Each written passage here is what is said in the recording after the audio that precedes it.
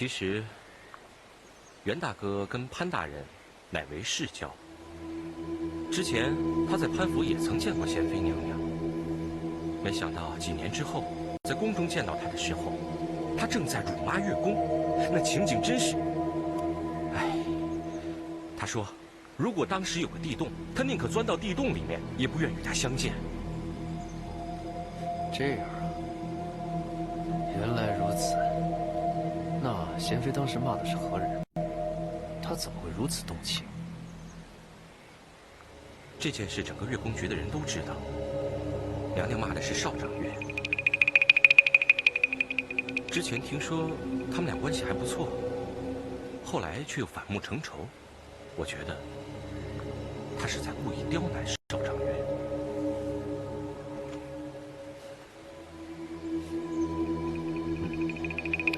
明白。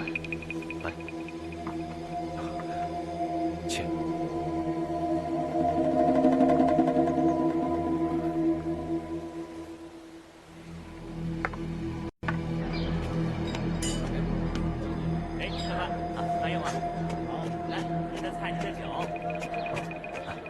袁大哥，你在这儿太好了。怎么了？走，到外面去说。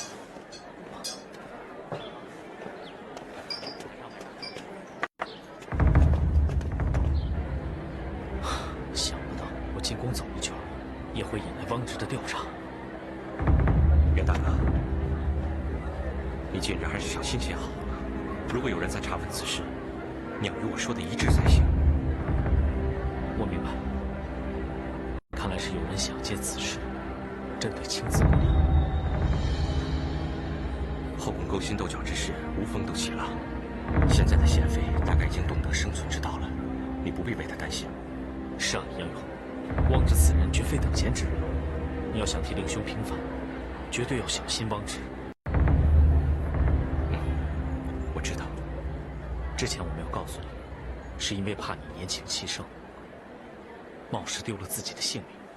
现在我可以把事情的原委全都告诉你。事情是这样的，武皇爷当初得罪了汪直和万贵妃。有一次皇上出巡，遇到了窝头山的猎户刘勇，上山打猎，差点误伤了皇上。汪直便收买了那个猎户，说成武皇爷派他行刺皇上。皇上本来还是半信半疑，刚巧武皇爷府中的总管太监带一群同乡士子偷偷到景山游览，以显示地位不凡。汪直把这事连成一气，说是武皇爷谋反，带人到景山绘制皇宫内院描绘图，一边派人进宫刺杀皇上。皇上又惊又怒，下令杀了那群登山的士子。因为皇爷自己袭场，也就是为了保证皇上安全生命。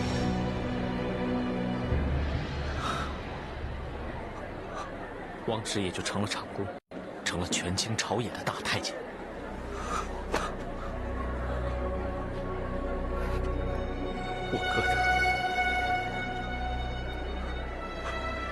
我哥他死得好冤呐，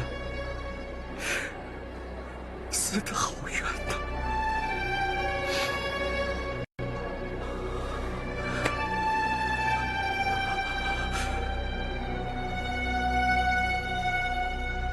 大哥，汪直以移花接木之计，把那猎户放了。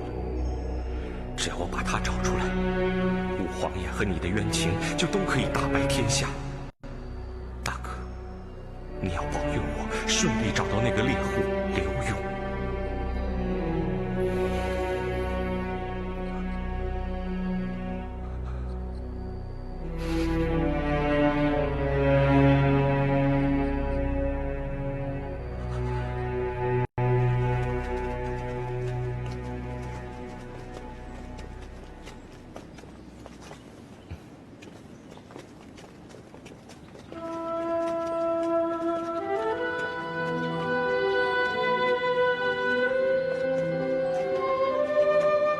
我这2天不用当值，正好回趟乡下。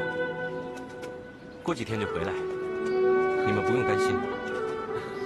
谁会担心你啊？就是，回来的时候啊，记得给我们带点好吃的啊！哎，对，一定的。你们自己好好保重，等我回来。不就是回去2天吗？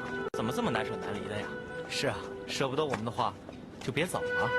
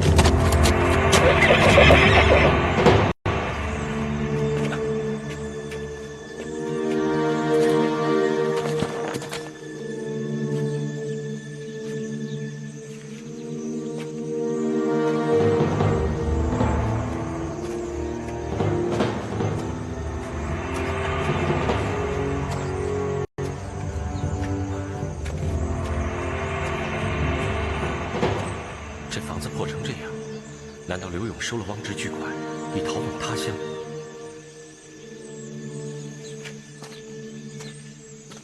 你找谁？请问刘勇是住在这儿吗？你找他什么事儿？我有点事儿想问他。你想问他？那就进来问吧。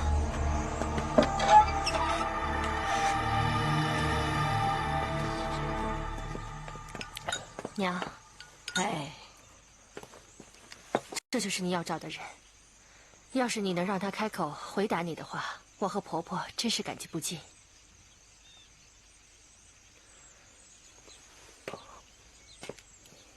你就是刘勇，你怎么会变成这个样子？汪直不是已经给了你好处吗？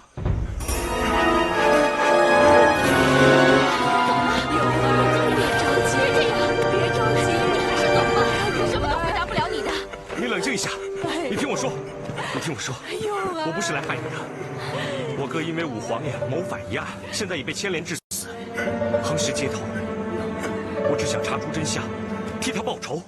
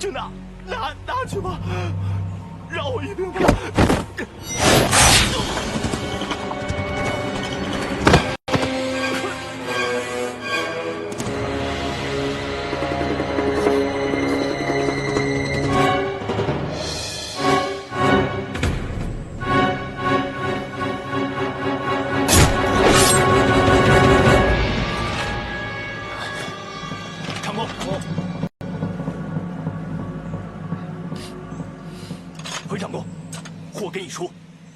这些银两，你们分了吧。谢长公。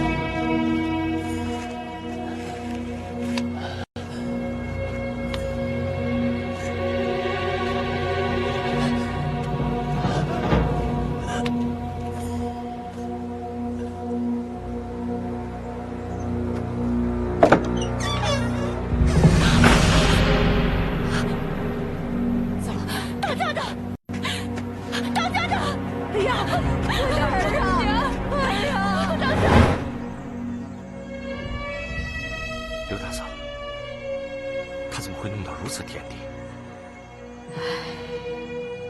我们也不知道。那天他去上山打猎，好几天没回来。我们到山下找了好久，也没找到人。后来听说他被宫中的人带走了，我们想去城里打听吧，又没钱，想着最多关他1、2个月，也就放回来了。怎知道回来的时候，脚也废了，喉咙也被割破了，发不了声。命是捡回来的，但是到今天，我们也不知道到底是谁把他伤成这个样子的。大爷呀，你要是知道原委的话，一定给我的勇儿讨个公道，把害他的人抓去问罪。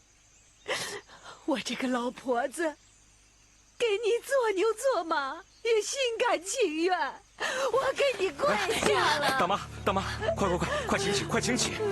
大妈，大爷，来，您坐下。大妈，你放心，只要找到证据，我一定替他，还有所有冤死的人讨个公道。大爷，拜托你了。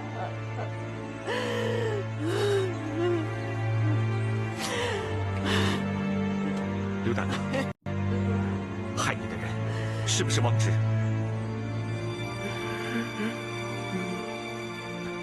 那他识不识字啊？我们这种人家哪有识字的呀？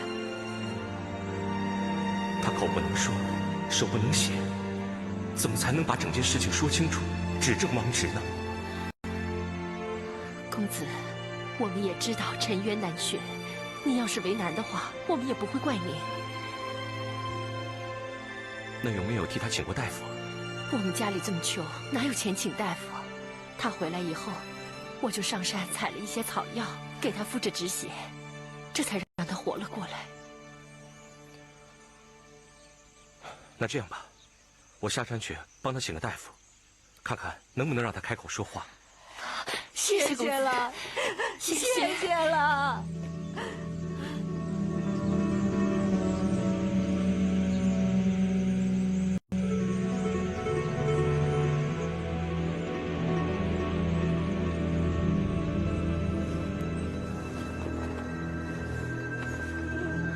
大夫，他怎么样？还能治好吗？说句实话，在下行医多年，还从未见过伤得如此之重还能活下来的人。就是咽喉上这一刀，阎王爷已经守在身边，准备收人了。他能够活下来，就说明他已经是福大命大。我尽量一试吧。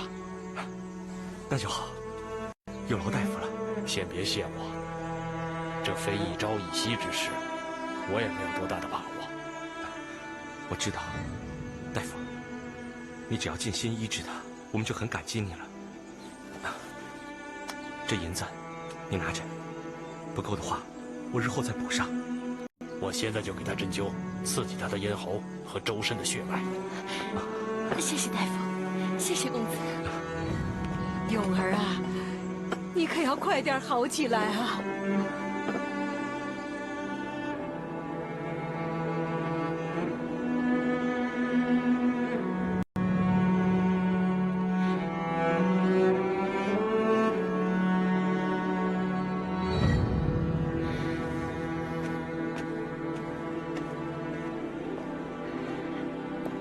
太后，辰时已到，早膳已经准备好了。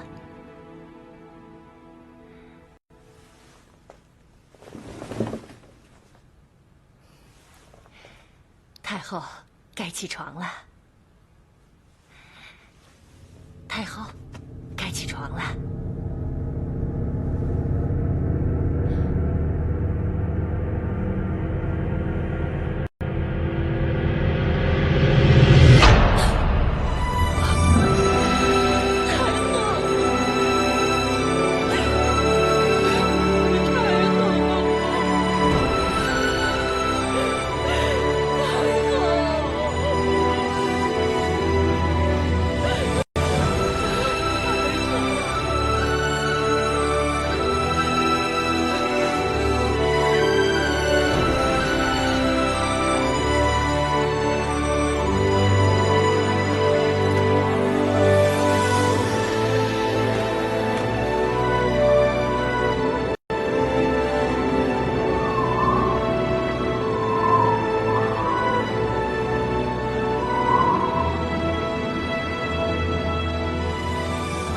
前太后一生慈爱仁厚，想不到竟然会突然猝逝。同时，臣赞你与礼部官员好好打点，则及时厚葬前太后，与先皇合葬。遵旨。退下。是皇上。都给哀家留下。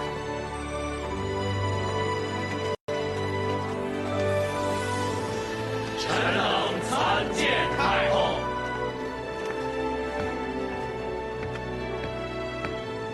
儿臣参见母后。免礼。谢太后。不知母后突然到来，所为何事？哀家和前太后侍奉先皇多年，情同手足。他的厚葬之事，哀家怎么能不在场呢？好，前太后乃是先皇皇后，儿臣也按祖宗惯例，将她与先皇合葬于皇陵。皇上，你把前太后安葬在皇陵，那哀家100年之后，你将把哀家安葬在何处？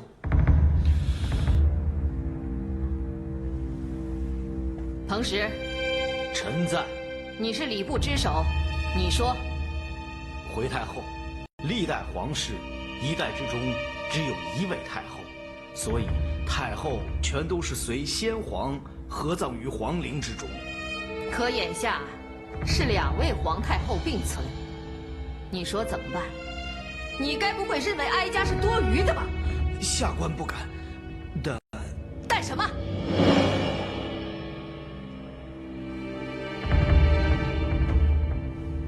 哀家才是皇上的亲娘，哀家100年之后就理该和先皇葬在一起。他日皇上致祭，也可向亲爹亲娘一并下礼，这才合礼数。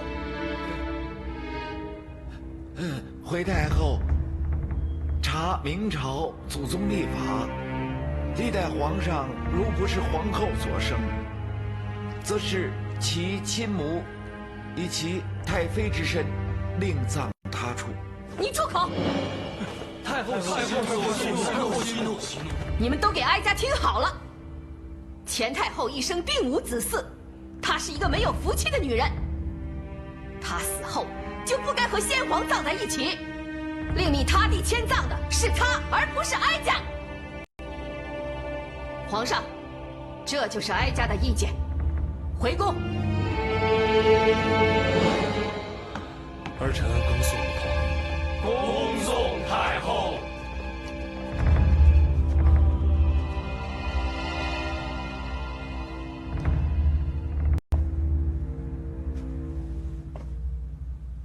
起来吧。谢皇上。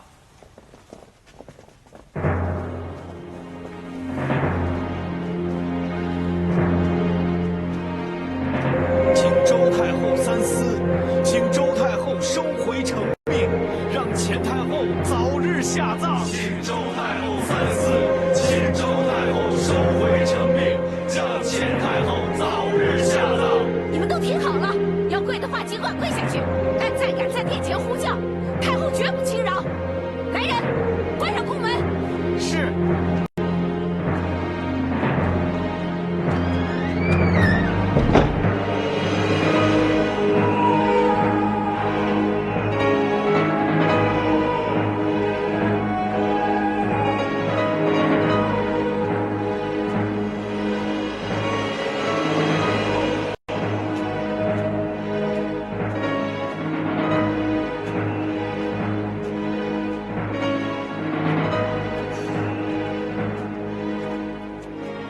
春华姐，你叹什么气啊？还不是为了那些官员，他们为了钱太后到底该葬身何处，已在周太后宫门外跪了2天2夜。可是周太后到现在，还是不肯将钱太后葬在皇陵。周太后和钱太后不和一事，在宫中人尽皆知，有什么好奇怪的？我不是奇怪，是不明白。宫中的女人，一辈子争宠、争名分、争地位，到了死后还要争吗？春华姐淡泊名利，心地善良，当然不明白这些事了。你又调侃我，不是吗？以你往日跟贤妃的交情，但如今她是怎么对你的？咱们不提这事了。不提不提，那提点别的事吧。杨月宫告假回乡，未知归期，春华姐心里是不是空落落的？我哪有啊？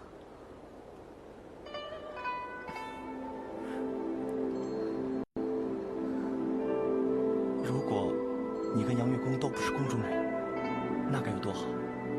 你们根本就是天造地设的一对儿。你别胡说了。我说的是真的。不过有些事情，既然你知道它永远都不会有好结果，就别让它发生，好吗？小安子，我知道你担心我，你放心，我会注意的。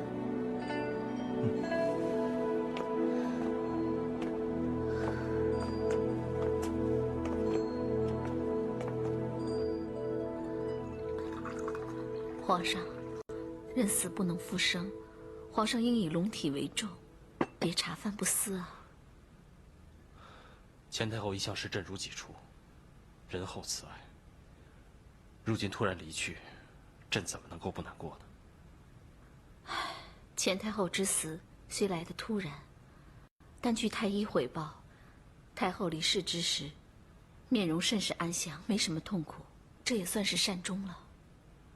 总比躺在床上挣扎多时才离去要好啊。话虽如此，钱太后往生之时，身边没有一个人在，也未留下只言片语。朕只想按照先例，把她与先皇安葬在一起，也遭到母后的反对。她要朕把钱太后安葬在别处。葬礼之事，周太后也要干涉，难怪皇上会心烦。可不是嘛！你说我要是听从了母后之言，把钱太后安葬在别处，那是有违先命，也与礼不合，令众臣不能信服。现在已有礼部官员在母后宫门前请命，可是母后仍不为所动，你叫朕怎么不心烦？哎，皇上，汪直一向足智多谋，皇上为什么不请他来出谋献策呢？朕是一语惊醒梦中人啊！朕明日就找汪直商议此事。既然此事有望解决，皇上也要听臣妾劝告，多吃点东西。爱妃，你可知道，我后妃无数，能为朕排忧解难的，也只有爱妃你了。皇上知道就好。来。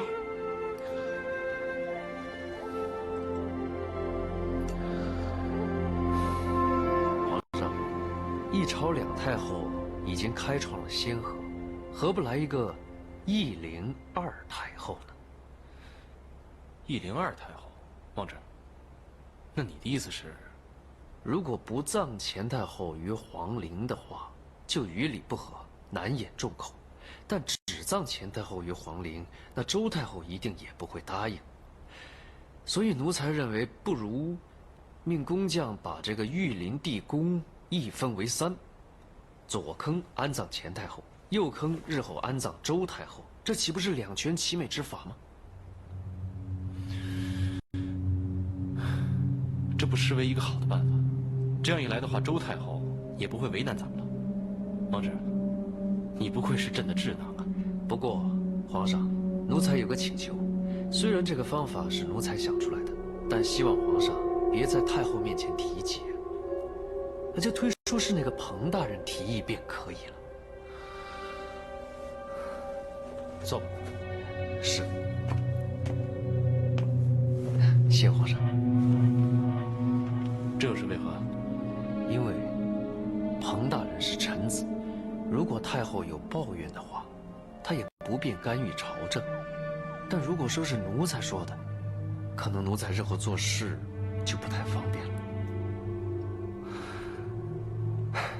王侄啊，你不愧是心思缜密。朕就依你所言，只要钱太后能好好的安葬，朕尽一功。谢皇上。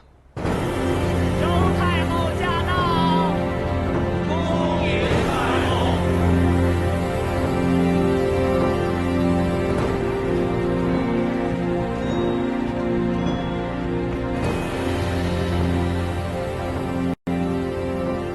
儿臣参见母后。免礼。谢太后。前太后葬礼之事，哀家已经表明态度。还要哀家来商量什么呀？回母后，彭使想到一个方法，既可令母后100年之后与先皇相聚，也不失大明国统律法。好啊，彭使，那你就说来让哀家听听。是太后，微臣之见是把玉陵地宫一分为3，中为先皇墓室。左方安葬前太后，右方留待太后100年之后，以作安身之用。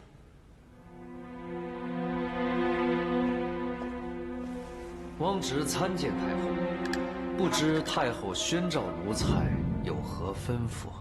一目3穴，哼，这种计策也亏你想得出来。汪直，哀家从前是小看你了。回太后。葬礼之事，该由礼部主持，与奴才无关。你别在这惺惺作态，谎话连篇。哀家到处安插耳目，你不是不知道。奴才该死，奴才该死！奴才这样做，完全是为了帮皇上分忧。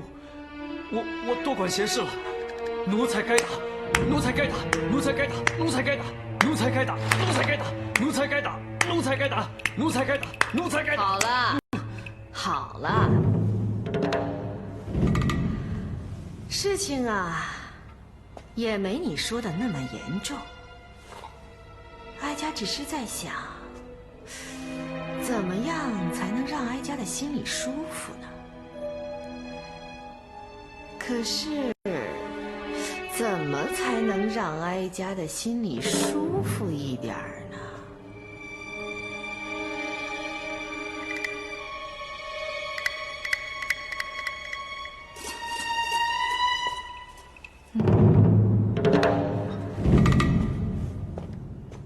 不管太后有何吩咐，汪直一定万死不辞。汪直啊，事情没你想的那么严重。你能不能在墓穴施工的时候，偷偷的叫人把左坑通向中坑的那个通道给哀家死死的堵住？总而言之，哀家不想100年之后还和那个钱太后共享一夫。回禀皇太后，这乃小事一桩，奴才一定办到，请太后放心。这样就好。如果太后没什么吩咐，奴才就先行告退了。退下吧。是。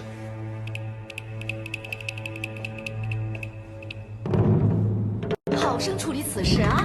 是。周太后啊，周太后，死后还要阻止先皇与钱太后相见，你可真是天下第一善妒妇人。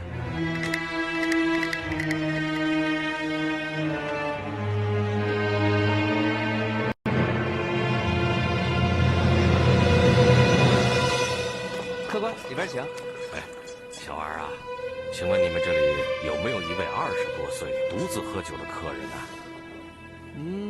是说那边那位吗？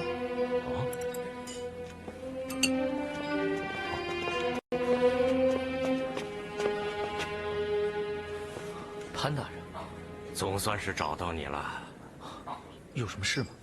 岳仙芝啊，钱太后归天一事，我想你有所耳闻吧？在下听说了。内务府在整理钱太后遗物的时候，找到了一封钱太后给你的亲笔信。内务府要你亲自去认领一下。这，老夫正要进宫去打点，你就跟老夫一同前去吧。好吧。啊，只是你这样可不行，还需要换身衣服。快走吧。好。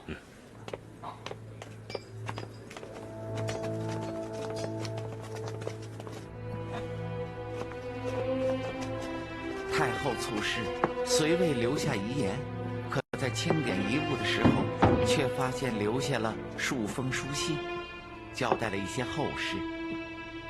太后可能早就知道她的大限之期已至，只是我们不敢相信，也不愿细听啊。潘大人不要过于伤心了。这些书信也明确地列明了太后所赠娘娘、大人和这位袁公子之物。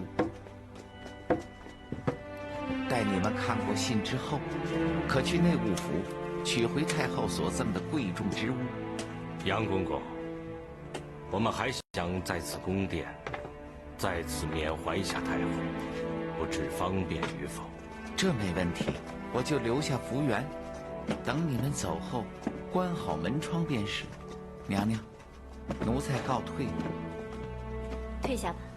是。多谢公公。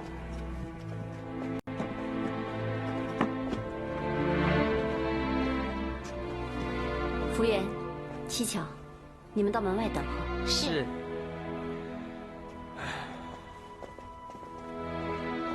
想不到，时隔几天而已，我们就和太后天人永隔了。义父不要太伤心，身体重要。庆子，从今往后，我们钱潘两家，可就全靠你这贤妃娘娘在宫中照顾了。义父放心，本宫有言在先，绝不食言。好。贤侄啊，太后所留之信，讲的是何事啊？这是太后给在下的举荐信，在下可凭此信恢复旧职，也可凭此信到其他各部效命朝廷。贤侄，太后临死之前都没有辜负这个承诺，可见你的确是个可造之才。千万不要再颓废下去，辜负了太后的一片苦心呐！太后和潘大人的美意，袁某感激于心。但袁某已过惯闲云野鹤的生活，再入仕途，恐怕难以胜任。袁公子，人过留名，雁过留声。你何不为百姓、为朝廷尽一份力，也为自己设计一个好的前程？他日便留名于世。留下美名，并非一定要靠功名利禄，锦衣玉食，也未必代表那个人有多么出色。贤侄此言差矣，淡泊功名，那是那些穷酸秀才没有机会自我安慰的一些言辞。现在机会摆在你的面前，你可千万要抓住机会啊！好，让在下慢慢细想。贤侄，你要好好想清楚才是啊。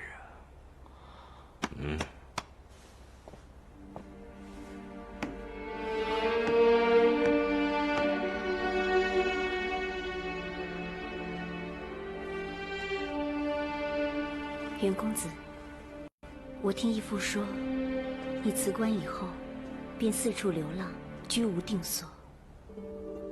人终究是要停下来的。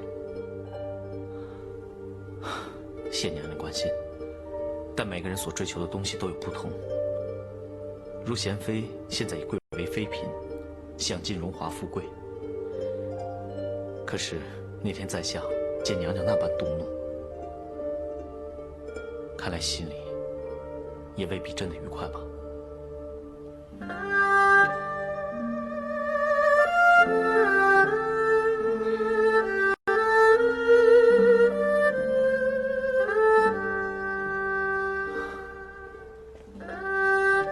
在下知道，在后宫之中，犹如困兽斗，但还是希望娘娘能够好好珍重，也希望娘娘不要在此迷失了心性。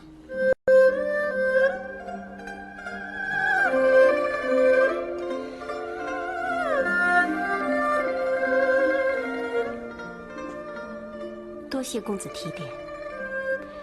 贪慕荣华，争强好胜，这就是本宫的天性。要不然，义父怎么会竭尽全力送我入宫呢？至于本宫，就不劳袁公子费心了。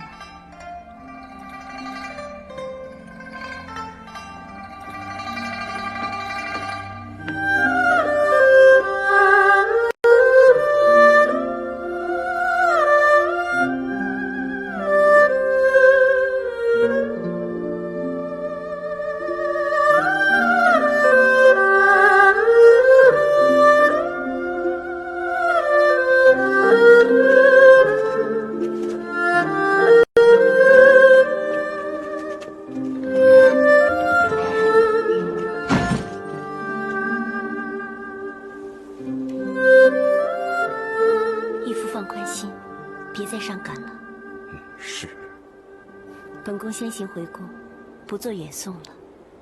是。日后有空，随时召老臣进宫相见。义父放心吧。恭送娘娘。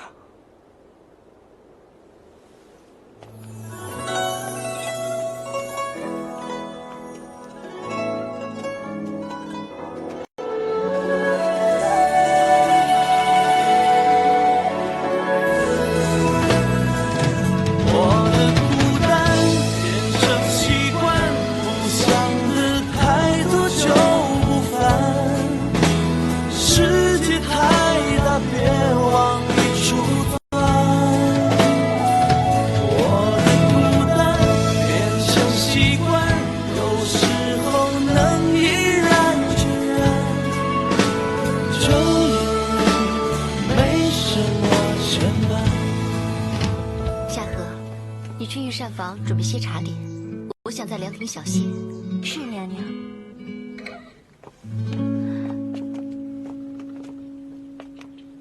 春华，杨月宫还没回来。我也不知道。自从他离开宫中之后，我就没有在乐谱房或是其他地方看到他了。我也不便四处打听。钱太后的丧期已过，宫中的歌舞宴会停了也有些日子了。可能他已经回来了，只是暂时还没有被传召进宫。也许吧。我们还是别谈这些了，万一隔墙有耳，被人听到就不好了。也是，你也别太牵挂了。我哪有啊？你说没有就没有吧。哎，我去给你看样东西。走，你看，这是什么？你放在眼前看看。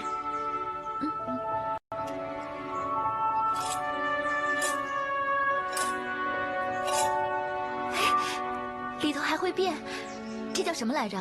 这个呢叫万花筒，是西域的贡品，皇上赏赐给你的吧？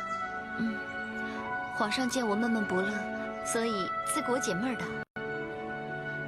其实皇上对你挺好的，你呀，也不要总是这么多愁善感的，让自己快乐点，别那么难受。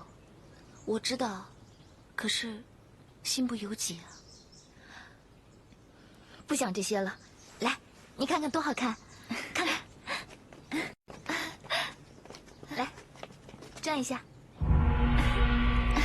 是不是花样又变了？是啊，变化好多，好看吗？真是太好看了。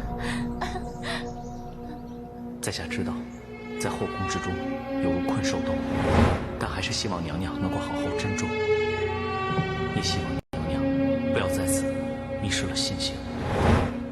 迷失信心，还不是被逼出来的吗？害我在袁公子面前出丑，少春华败韩晓，这笔账早晚也要跟你们算清。娘娘，你没事吧？没事，看他们能高兴多久。